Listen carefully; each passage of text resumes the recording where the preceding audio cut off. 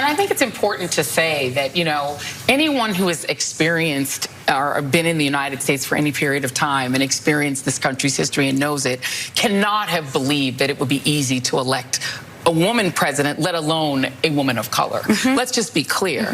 And nothing that was true yesterday about how flawlessly this campaign was run is not true now. I mean, this really was an historic, flawlessly run campaign. Queen Latifah never endorses anyone. She came out and endorsed. You know, I mean, she had every... We didn't know what Kamala Harris really stood for. We didn't. Let's be real about that. And so that was a problem. To say that she ran a perfect campaign and then point to Queen Latifah endorsing her as evidence of a flawless campaign is delusional. The Democratic Party is facing a major divide. On one side, you've got voices blaming the voters. They claim Kamala Harris was a fantastic candidate and lost only because Americans are racist, sexist, and, well, terrible. Sound familiar? It's the same story we've heard before, but not everyone is buying that narrative. Some Democrats are pushing back, saying this isn't about voters being the problem. Instead, they argue the party lost because it turned its back on the working class. Think about it, alienating the very people who used to be their foundation. The criticism doesn't stop there. They're saying the Democrats have become elitist and out of touch.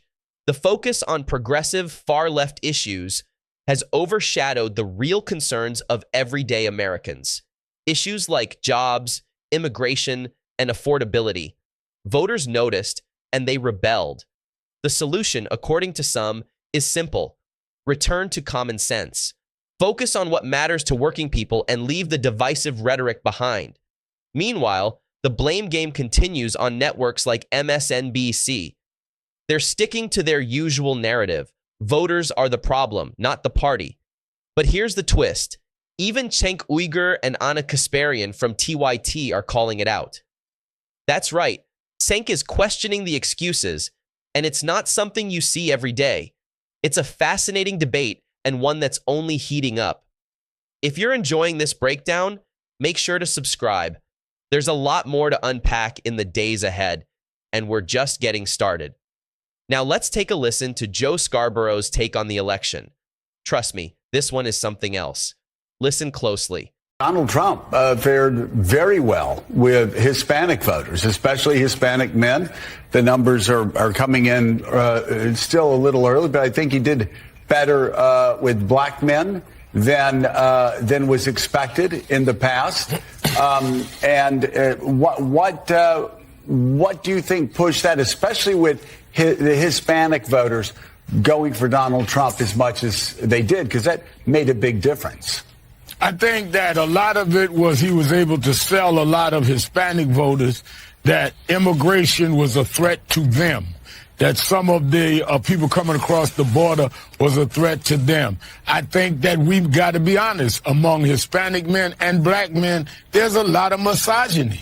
And I think that we've got to deal with the reality that he appealed to this whole false macho thing that some black men and some Latino men went for. I think that we cannot sit around just bedwetting. We've got to deal with the reality, and we've got to deal with the situation as it is in our own communities. Well, I just say, Rev, really quickly, too, Democrats need to be mature, and they need to be honest.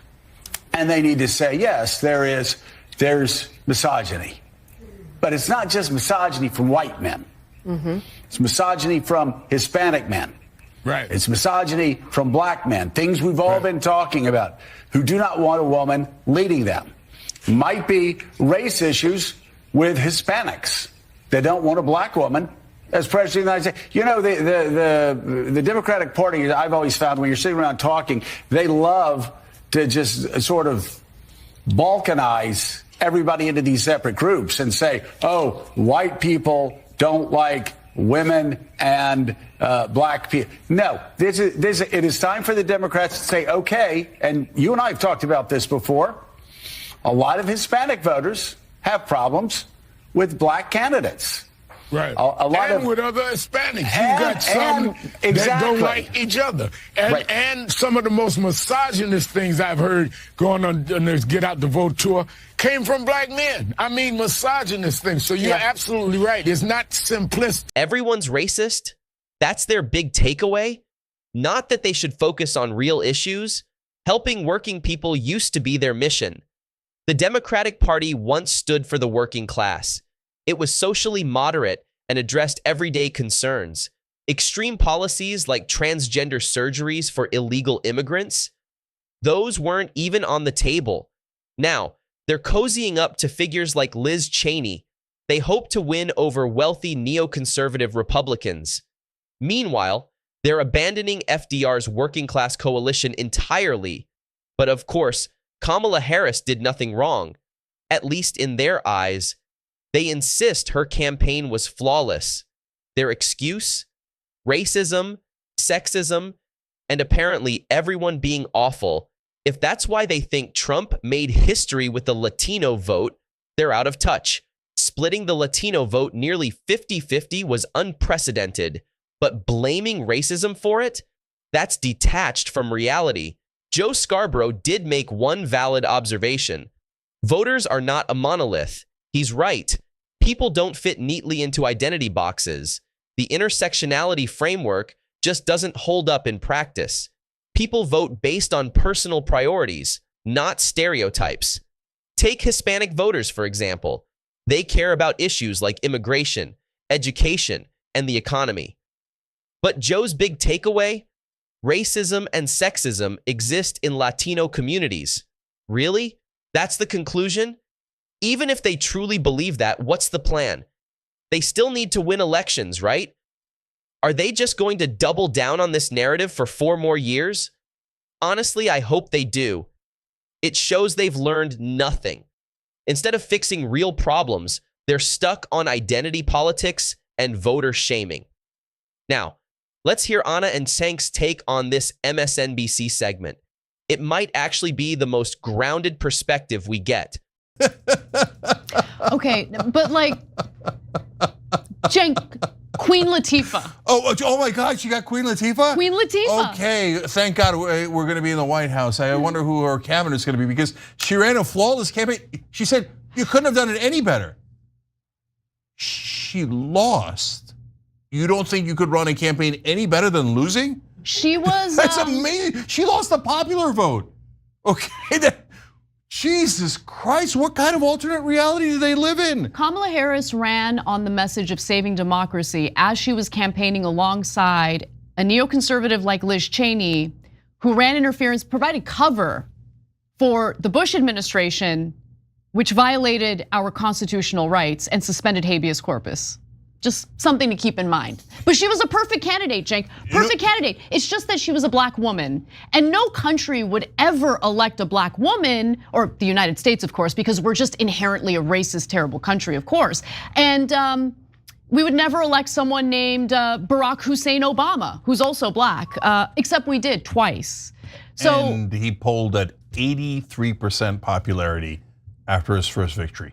So this apparently in this country that is so racist that they would never elect a black woman had a black president at 83% approval. Exactly. Okay, but no, it's not the fault of your beloved Democratic politicians. Never that. Guys, I just, look, this is something that I like to do time to time, just to make sure that I'm not going crazy. Because if you look at Obama's campaign speeches, you can juxtapose campaign Obama to President Obama, because when he was in campaign mode, he got it. Like, he understood what kind of messaging resonated with Americans, okay? He ran, I would argue, I wouldn't say flawless, nothing is flawless, right? But as close to flawless of a campaign, especially in 2008, as you could possibly run.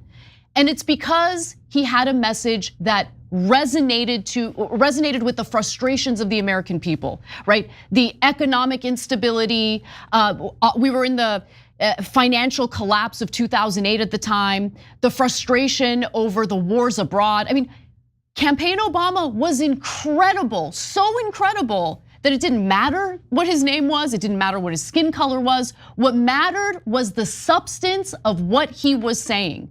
Obama won the white working class vote outright, the very group now voting for Trump. Yet Democrats claim these voters are motivated by racism. Let's pause and think about that. In the Midwest and the Rust Belt, the heart of the blue wall, you'll find a significant number of Obama-Trump voters.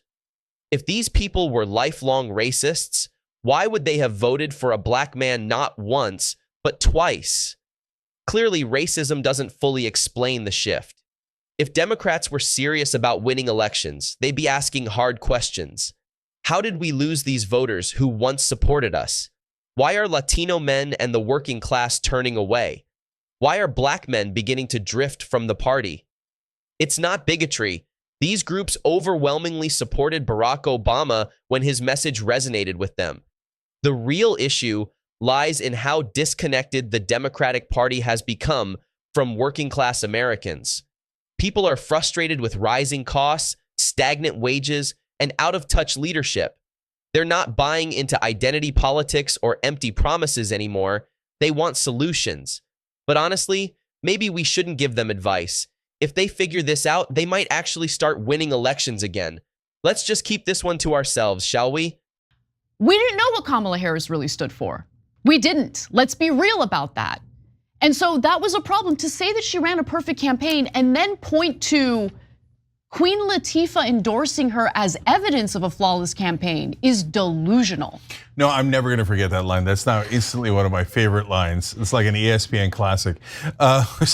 She ran a perfect campaign, she got Queen Latifah. What more could any candidate do? And then she added, she had every prominent celebrity, totally oblivious to the fact that nobody gives a goddamn about your stupid celebrities. You care about them because you're like, oh, celebrities, oh my God. You guys are so precious, right? But what does a guy who's a steel worker in Pennsylvania care about Queen Latifah or even Beyonce or whatever? So look, I don't mind the celebrity endorsements. Maybe they help around the edges. Maybe Taylor Swift got some younger voters in, although younger voters didn't show up to vote because they didn't get anything from the Democratic Party. They would have much preferred student debt relief than Queen Latifah or Beyonce, okay? But, and it's not to say that there aren't some racists that voted against her because she's black, and there is some misogynists and sexists who voted against her because she's a woman. Of course there are, right? But was that the driving force in this election?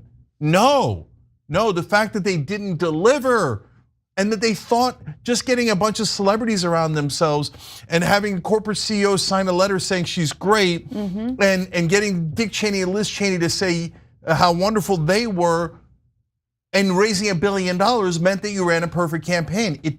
Those are not the ends, those are the means. And they're not even the correct means. But they can't see straight. To be fair, I was gonna say to MSNBC, but I don't know if I'm over extrapolating, but when Joy Reid said the Queen Latifah line, it looked like Chris Hayes went like, but you know what? On MSNBC, you're not allowed to correct her. You're not allowed to say, Joy, what the hell are you talking about, right? I mean, certainly. She got more white votes. Kamala Harris got more white votes than Obama did. She lost the majority of Latino men. She lost 20% of black men. It was minorities. And it's not, and look, we never play that MSNBC game of blame the voters. Right. No, we're saying that you didn't deliver for those folks. Exactly, yes. And the reason young people didn't show up in the numbers that you expected and other folks didn't show up isn't because they're in a particular demographic. It's because they're normal human beings that care about their wages, that care about the debt that they have, they care about housing prices, etc. And when you look, in the beginning, Kamala Harris was running a good campaign. Not flawless, but good. She was talking about housing prices. She was talking about price gouging. She picked Tim Walz. People really liked that. She surged. She was up 5-6 points in the polls. By the end, she was tied in the polls. And as I told you a million times, if you're tied in a national poll, and a Democrat, you can't win the Electoral College. And that's exactly what happened. For all that Biden shouldn't have done that, and we agree 100%, and there's misogyny in the world, of course, for all of the different factors that went into it, they're all making giant excuses for Democratic leadership because MSNBC does propaganda. These are the same people who told you that Joe Biden was young and dynamic and had no problems at all. And they said, we meet with him behind the scenes and he'll talk for 3 hours and be the most, and then he goes on and debates, says, we're going to defeat Medicare, right? So they're literally lying on purpose. And here they are, they're running interference for Democratic politicians, so you don't blame the person who actually ran the campaign and the consultants and the lobbyists who ran those campaigns, because they're best friends with the people that work at MSNBC. There was no soul searching. All there was finger pointing. If they did soul searching, they'd figure out why they actually lost this race,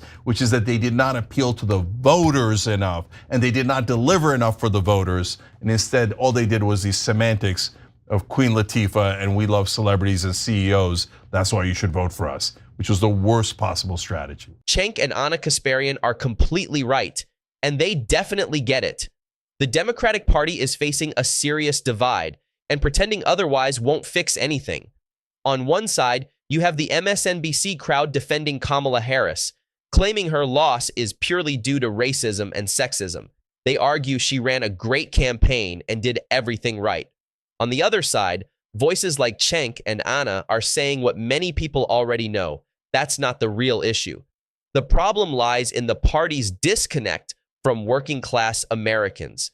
Democrats have drifted into elitist territory, focusing more on identity politics and catering to the wealthy than addressing the needs of everyday people. They've abandoned the very voters who once made up their base, working class Americans across racial and ethnic lines. Instead, they've embraced establishment figures and priorities that don't resonate with these communities. This isn't just a messaging issue, it's a fundamental shift in who the party represents.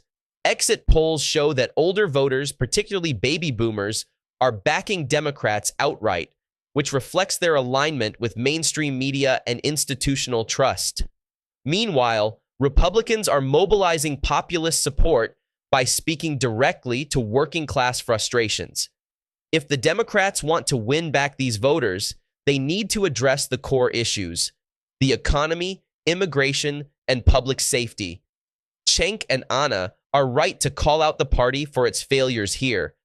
But the question is, will the Democratic Party listen, or will they keep doubling down on the same strategies that alienate their base? What do you think?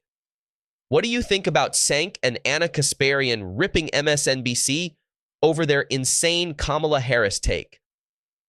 Share your thoughts, and don't forget to like the video and subscribe to channel.